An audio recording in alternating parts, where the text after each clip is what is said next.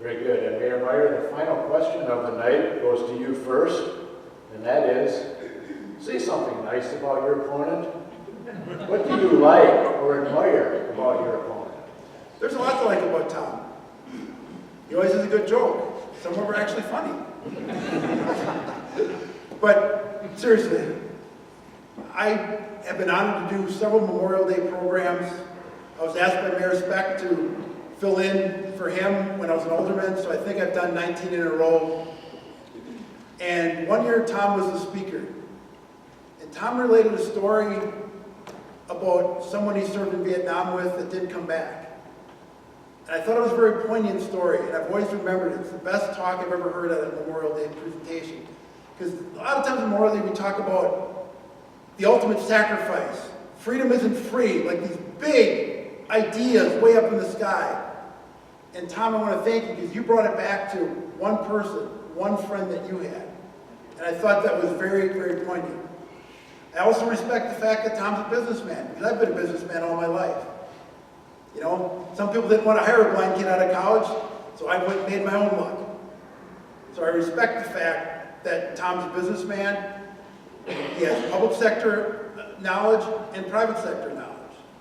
So those are the things I like about Tom Bigler, and I'm sure once this election's over, we'll get back to telling jokes again.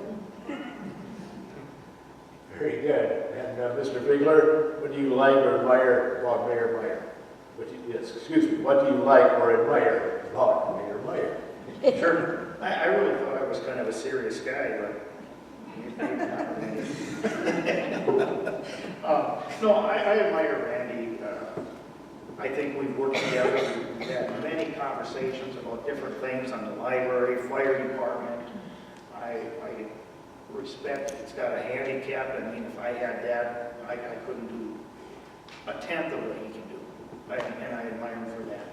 And a lot of times we would have conversations about different city problems, boards I served on, fire department issues, library issues, and we talked. So yeah, I admire that, and Randy always getting there. Yeah, once in a while I'd have to tell him a joke, but he did laugh. So I guess we'll let it. Thank you. All right, very good. So to finish off the evening, each of you will have 5 minutes for closing statements. Mayor Meyer started with the first question of the debate, so Mr. Bigler, the closing comments start with you. Okay. I guess I'd like to thank everybody for coming tonight, getting out here in the snow. I'd like to thank my wife Darlene, my daughter Nicole for their help and support going through this. When the mayor said he wasn't running about 2 years ago, I thought about running for mayor. Then at the last minute he decided he was going to run. And then I kind of thought about it, and I decided to run because a lot of people approached me and said, it's time for a change. The major concern I have right now for the city and why I think it's time for a change is financial health. In 2006, when the mayor took off, his general obligation debt for the city was $629,000. Today, it's just about $13 million. That's almost a 2,000% increase. Borrowing for the 3-year capital budget, as we discussed earlier, went from 3 years to 5 years. Now we're looking at going out 6 to 10 years to cover the cost of our budget for 3 years. With only small increases in the assessed value of the city over the past few years, there are few options left for funding city needs. 1, you can increase taxes. 2, you can cut spending, or 3, borrowing. So why is the assessed value of the city not growing and money is tight? Subdivisions are full with few builders building lots available.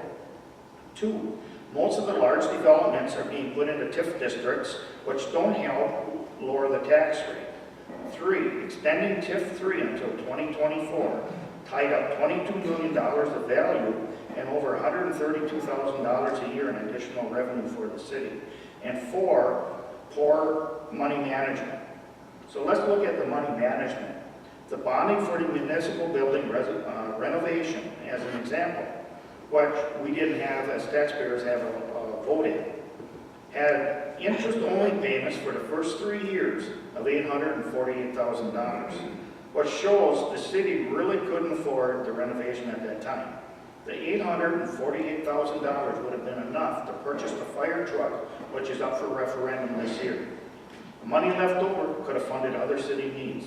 The mayor and council knew about the need of this fire truck since 2007. Debt payments are now the largest single line item in the city's budget. The fire truck referendum, strange that a fire truck had to go to referendum for 12.5 cents added to your taxes when a municipal building didn't, with a cost of $10 million principal and interest, and $848,000 in interest-only payments. The mayor was selling the municipal building renovation as costing us, the taxpayers, 80 cents per thousand. This year, we the taxpayers are paying 92 cents a thousand. That's 12 cents more than what the mayor had said the cost would be.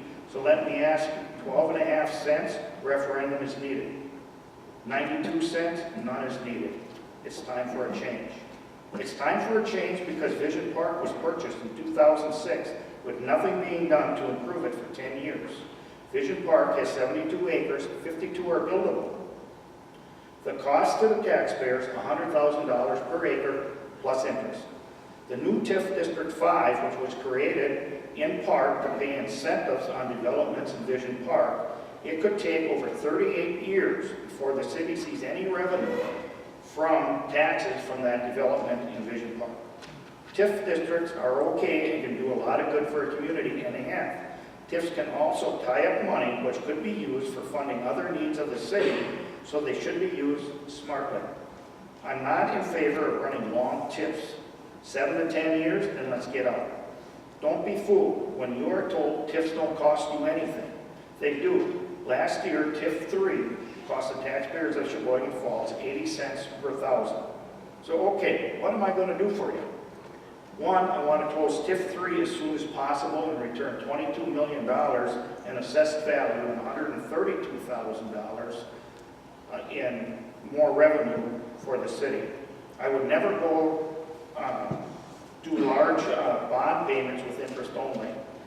I'd like to help create subdivisions for single-family homes. I would never go to a referendum, or I would go to a referendum on large items like the City Hall renovation, and I would work to eliminate borrowing on capital items. Remember, you can rely on what Randy has done. Increase the city debt by over 2,000% and have us pay over $1 million in interest only on city bonding, or don't have the ability to vote on large items in referendum. You can find more information on my Facebook, and I'd like to thank the Chamber and Main Street. Thank you.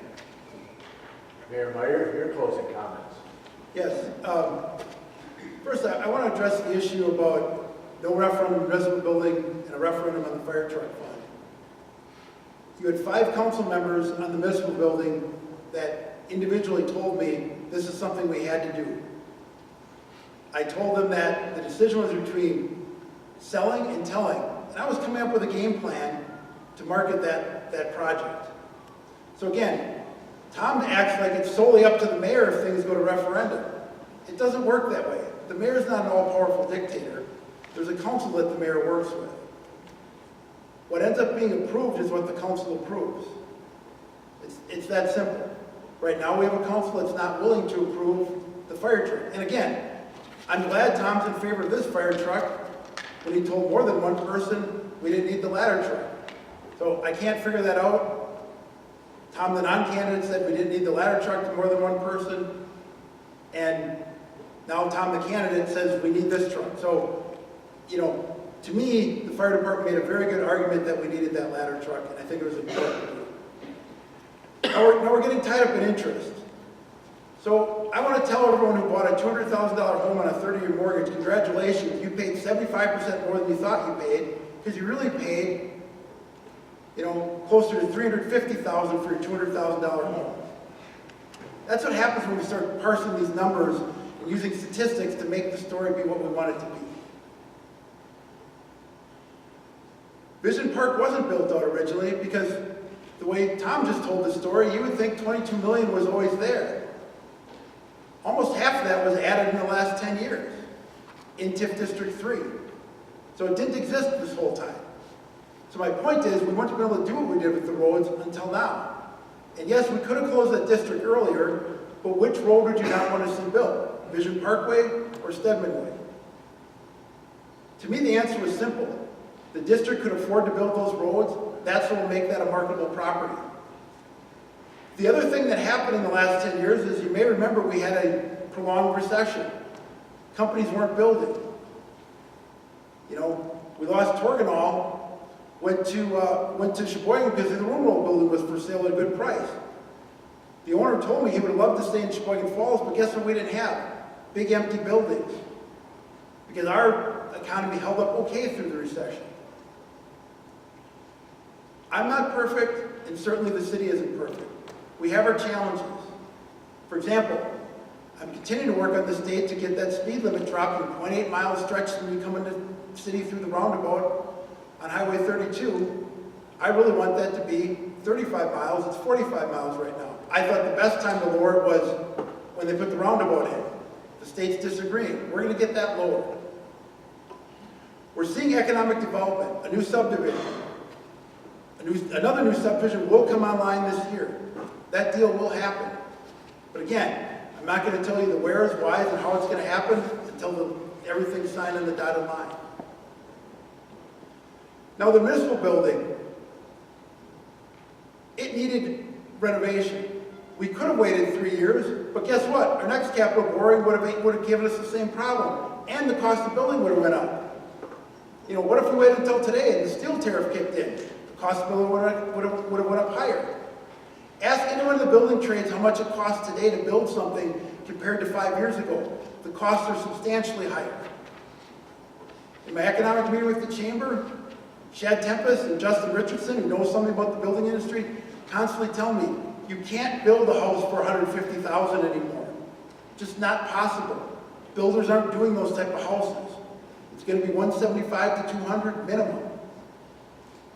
So again, things constantly change. We have to adapt and keep up with those changes. I submit to you we have a lot of positive things going on. And again, a lot of that was all in my plan to add a city administrator to get more time up in City Hall spent on economic development. That's what you're seeing the dividends of being paid on right now. You know, to hear Tom talk, you would think the mayor slowly signs the checks and borrows all the money himself. I had a city clerk treasurer helping with those borrowings, a council, and everyone was looking at the same things. So again, we're on a positive track. We're going to continue to increase our economic development. I'm asking for your vote on April 3rd. You can go to www.voterandymeyer.com or facebook.com/Mayor Randy Meyer. I'm putting lots of videos out there, and I'll continue to communicate with the public. And I'm going to knock on all of your doors. Thank you. Thank you both. I believe Cheryl Mooney, you have closing comments.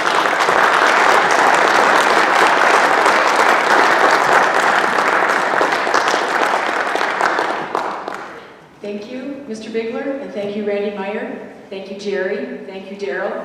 And again, thank you to the school district for letting us host our debate here in this beautiful facility. Thank you, everyone, for coming this evening. Don't forget to vote April 3rd and drive home safely. Good night.